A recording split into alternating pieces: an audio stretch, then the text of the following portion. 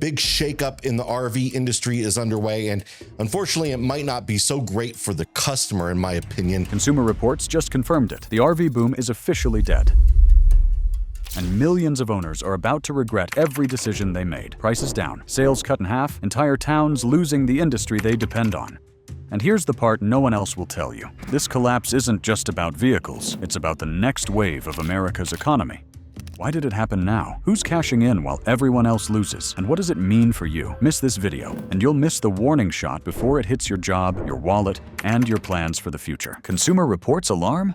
Consumer Reports just sounded an alarm that few expected to hear so soon. The American recreational vehicle market is unraveling at a speed not seen since the crash of 2008. The watchdog's warning highlighted that prices for new and used RVs have fallen by roughly 1/4, while unit sales have been slashed in half compared to their pandemic peak. This is not merely a niche problem for road trippers. It is a visible indicator that discretionary spending in the wider economy is buckling under stress. Industry giants that once boasted of record order books now confront empty showrooms and anxious suppliers. The publication's announcement cast the downturn not as a seasonal wobble, but as a systemic reset that could foreshadow deeper trouble across consumer markets. For the millions of households that bought into the RV dream, the revelation is a jarring reminder that enthusiasm alone cannot hold up an industry forever. The trail of this collapse doesn't stop with the headlines. It runs straight into the mechanics of borrowing, the interest rate trap.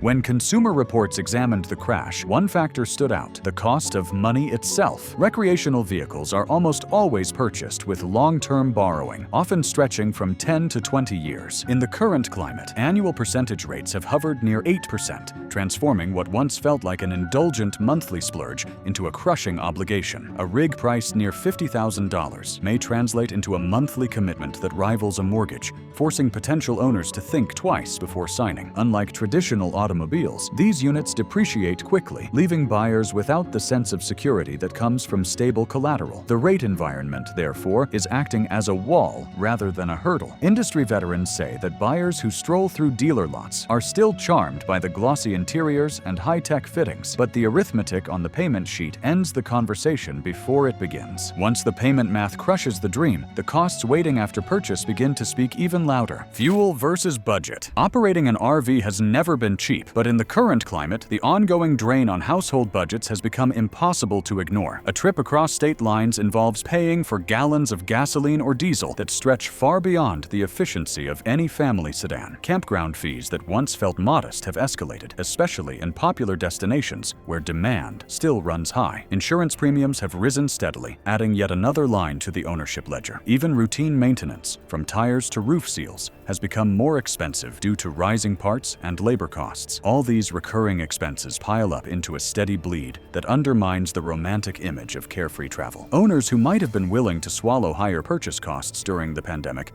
now find themselves asking whether every journey is worth the tally at the end of the month. The dream of freedom on the open road is colliding head-on with the arithmetic of recurring bills. Those constant expenses sting even more because the surge of buyers that once carried this industry has already burned out. If this shocked you so far, smash the subscribe button and leave a comment. Your voice makes these investigations even stronger. Demand reverted. The most sobering insight in the Consumer Reports analysis is that demand has not simply softened, it has reversed. During the lockdown years of 2020 and 2021, recreational vehicles became a cultural escape hatch. Remote workers, families seeking safe travel, and retirees alike rushed to purchase units, pushing sales to record highs near 600,000. That surge effectively borrowed buyers from the future. Now, in 2025, the pool of willing households is thinner because many of those who wanted an RV already bought one. The social media glamour of van life has cooled. Workplaces have called staff back to offices, and discretionary travel has tightened. What is left is a market that overshot its natural demand cycle and is now enduring the payback. Consumer Reports frames this as the natural consequence of a pull forward. An industry that sprinted ahead only to stumble when the finish line was farther than expected. The retreat from showrooms tells only half the story. The real drama unfolds where these machines are actually built. Factory floor, blinking red. On the factory floor, the sense of urgency is palpable. Shipment volumes that once defined the boom years have been cut nearly in half, leaving assembly lines eerily quiet. Workers who used to race to keep up with a backlog of orders now find their shifts shortened or eliminated altogether. Suppliers that provide everything from chassis components to cabinetry report thinning schedules as manufacturers throttle output to match weaker demand. Forecasts that once promised steady growth have been revised downward, with projections hovering in the mid-300,000 unit range, rather than the 600,000 peak of 2021. The adjustment is not simply about scaling back. It reflects a structural change in expectations. Executives no longer talk about waiting out a dip, but rather about surviving a prolonged reset. In communities built around these plants, the slowdown is felt in fewer shifts, less overtime, and rising uncertainty about the future. While production lines slow to a crawl, investors are delivering their own ruthless judgment from trading floors. Wall Street verdict? Wall Street has been ruthless in its assessment of the downturn. Shares of major manufacturers such as Winnebago and Thor have fallen sharply as earnings reports reveal declining revenue and slimmer margins. Analysts note that the companies are not just reporting weaker quarters, they are guiding expectations lower for the coming year, signaling that the slump is not a short-term blip. Investor psychology has shifted from optimism about recreational vehicles as pandemic winners to concern about their role as symbols of overextended discretionary spending. Hedge funds and institutional players who once chased the rally now question whether the industry can deliver consistent returns in a high-cost environment. Each earnings call becomes a test of confidence, with every downgrade amplifying the sense of fragility. The market no longer rewards growth promises. It punishes any sign of weakness with swift sell-offs, leaving executives scrambling to preserve credibility. Numbers on Wall Street may tell one story, but survival strategies are being written daily on dealership lots. Dealer Survival Playbook.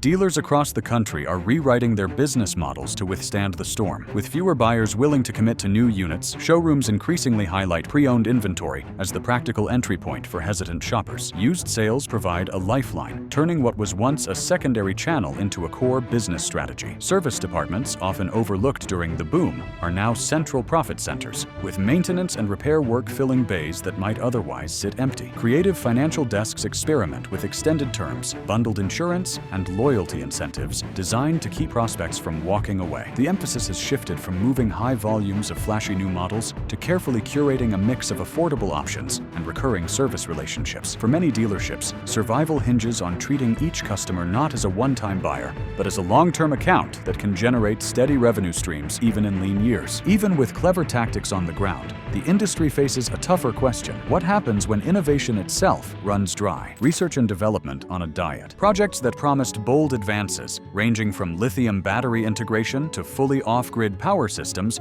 are now delayed or scaled back. Engineers accustomed to pitching ambitious prototypes are instructed to focus on incremental upgrades that can be marketed without heavy investment. The stagnation is not due to lack of imagination, but to the absence of revenue streams robust enough to fund experimentation. The industry's creative momentum, which surged when buyers seemed endless, now feels constrained by caution. Model year refreshes rely on cosmetic tweaks rather than structural breakthroughs, leaving the product pipeline looking stale. For consumers watching from afar, this slowdown may translate into fewer compelling reasons to return to showrooms once conditions improve. And for the companies themselves, starving innovation risks locking them into a cycle where they fall behind other sectors that continue to evolve. The slowdown behind the drawing board is only half the impact. Its ripple hits hardest in the lives of ordinary owners. Retiree calculus.